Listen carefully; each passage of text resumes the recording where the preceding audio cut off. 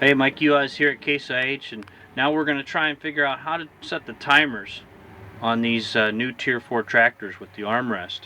So let's get right into it here. First of all, the biggest thing to point out is these buttons up front here do something, okay? And if I push that button, that turns the timer on, turns the timer off. Alright, well, how are we going to set the timer? Well, there's two ways of doing it. Number one, this is kind of the tried and true way, is to flip up the armrest pad. We'll see the dial here, this big dial. That's to change our flow rate and our timers. We can do it there as well. So I'm going to click it. Okay, I'm going to look up here at the A-pillar. We're going to focus on the A-pillar now. I'm going to click it again. It's going to change our into our number one remote settings. I'm going to scroll with that little wheel.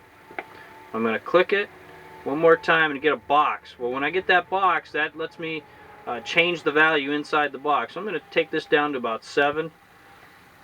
Okay, I'm going to click it again. That saves the value. Go over here, click this one. I'm going to set this one for 5.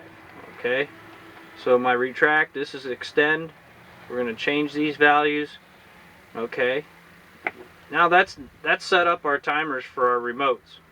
There's two ways of turning them on, believe it or not. You can go right here. I can turn it on right there, or I can turn it off right there. So let's go back to the home screen. Okay, and I'm going to scroll one more time to home. Alright, we're going to hit the EHR button down here.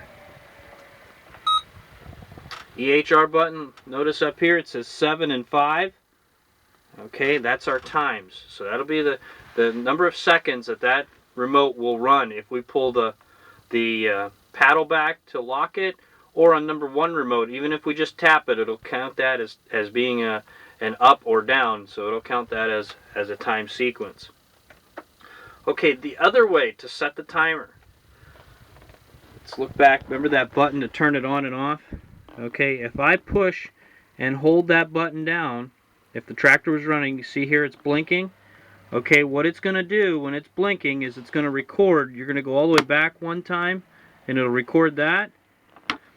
And then you go down, okay, for a period of time. It'll record that, and it'll save that as your timers. So you have two ways of doing it. Those are just two quick and easy, dirty ways of setting time on your remotes for Case IH tractors.